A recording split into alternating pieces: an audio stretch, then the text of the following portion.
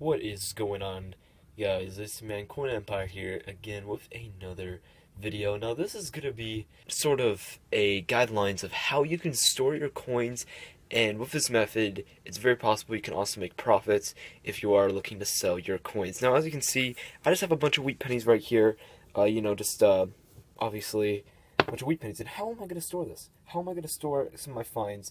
And this could go for quarters, half dollars, whatever. Now usually I like to use these right here. Now these are coin rolls, which can store a certain amount of coins for each roll. Now obviously this is 50, since this is 50 cents. I mean, I think there's 40 for nickels and 20 for half dollars or something like that. Now it's going to kind of vary within the coin and what it is. Now what I like to do is I like to store it into these coin rolls, alright?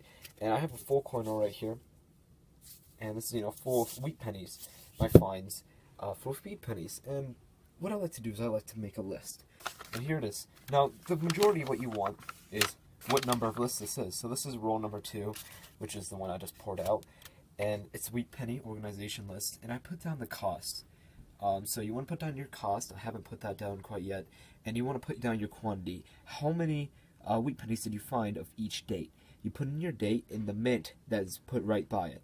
So for us right here, we have, let's say, 1950 Denver. We have 2 of those.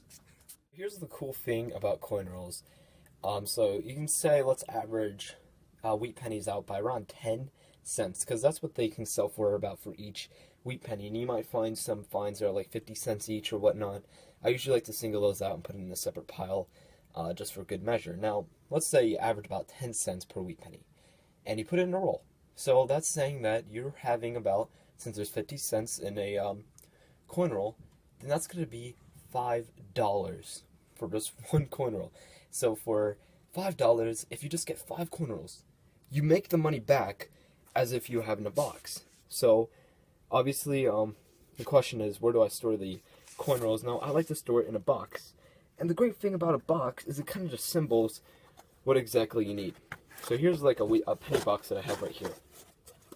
And all we gotta do is just store it in there, and we just need 50 of them to kind of just mimic a penny box.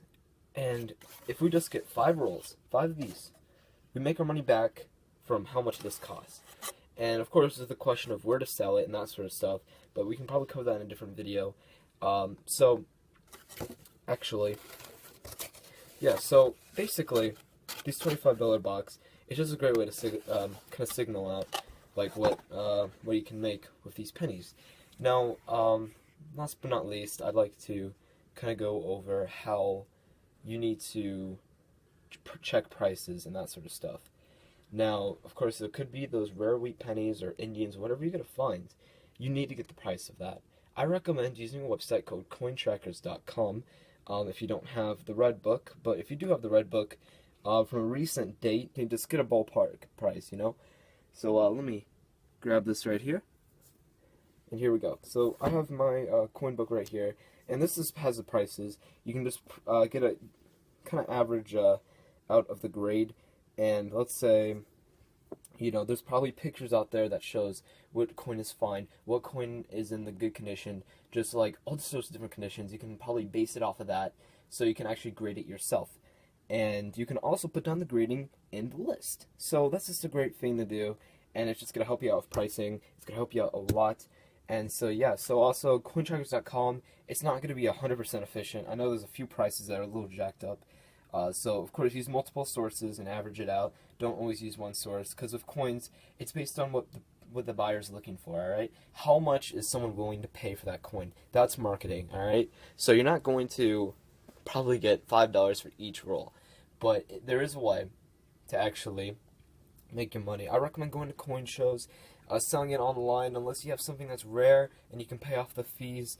Then go ahead. But I honestly recommend the smaller stuff and whatnot to kind of work on selling it on at coin shows or whatever. That's probably the best place to sell at. And so yeah, this is just basically a little bit of a video just to show you how you can store your coins and how you can make a little bit of a profit off of it. So thanks a lot for watching, and I hope you enjoyed. If there's any questions you have, comment down below.